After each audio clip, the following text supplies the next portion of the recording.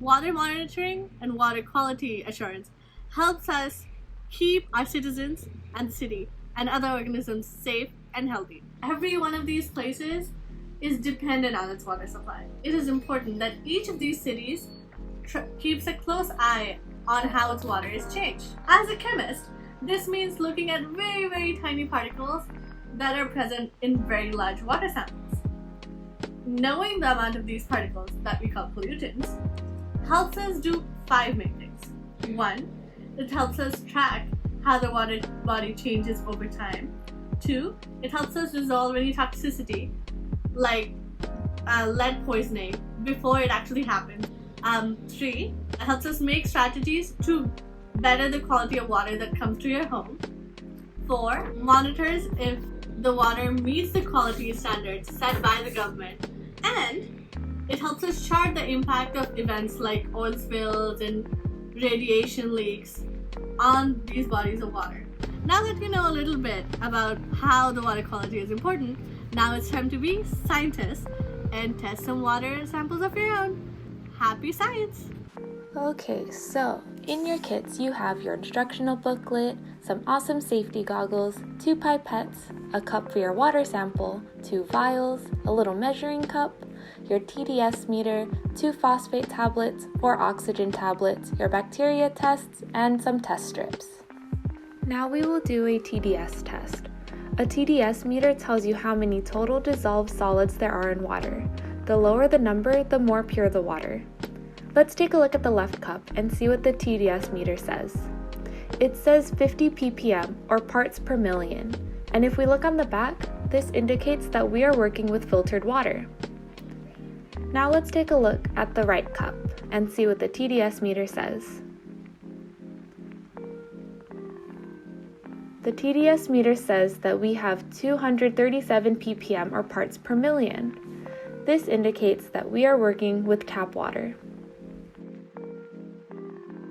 Let's say you go camping, all right? You quickly want to test something. You just bring this with you, all right? It's a handy dandy traveling pouch, okay? You turn it on. Okay, you're like, how good is this water? And like, bam, there we go, 52. You clear it really fast, all right? Or bam, 237 again. Look at that.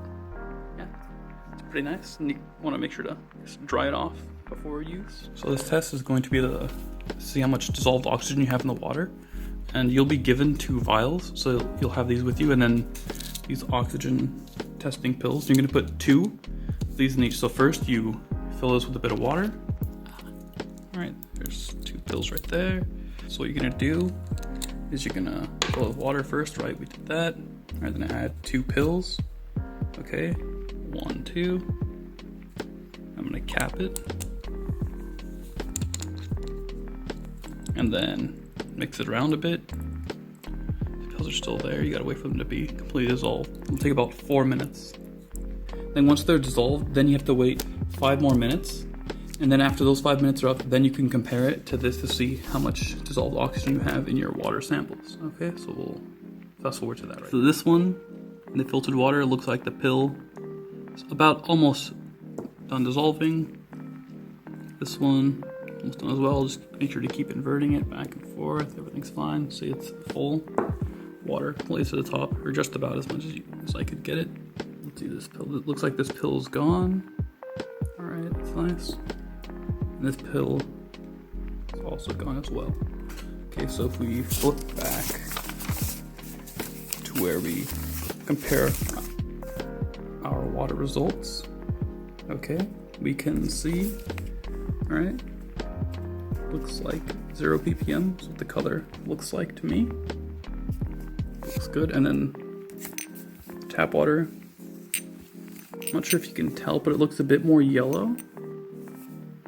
Maybe it looks a bit more yellow, so there's a bit more oxygen dissolved in the tap water than the filtered water. So now we will be doing the phosphate test on our water samples. First, you want to fill up your test tube with your water sample. Make sure to fill it up to the line. Next, you add 1 phosphate tablet and mix the tablet until it is fully dissolved. You can mix the sample by turning it upside down and right side up again.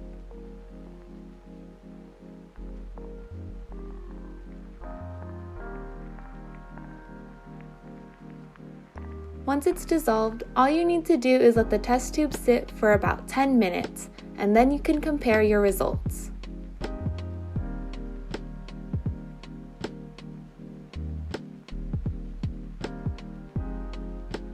As we can see here, the water looks like it has about 2 ppm worth of phosphate in it.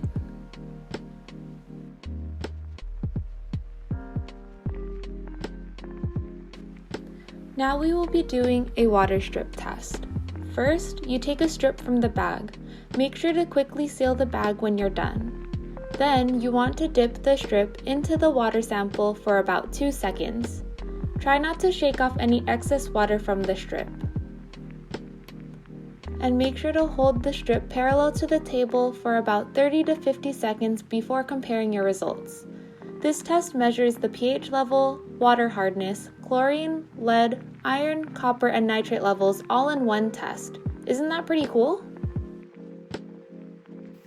Okay, so for this test, you're going to take the strip out, okay, place it to the side, and here's where you're going to put your pipette full of water. So here we are. So I squeeze it completely, get one pipette full, exactly one, and no more, no less, okay? And then I just squeeze the water out, alright? Here we go. Sure, the water is in fact in there, alright? And then just swirl a bit, you know? A little bit of a swirl. Alright. And you're gonna let it stand for 7 minutes. After letting your sample sit for about 7 minutes, place your bacteria test strip into the tube and let that sit for about 10 more minutes before comparing your results. As you can see in your instructional booklet, you want only one line to appear. If 2 lines appear, that means your water tests positive for bacteria, which could be very harmful to you and your health. Let's see what this bacteria strip says. Luckily, this bacteria test came out to be negative. Woohoo for safe drinking water!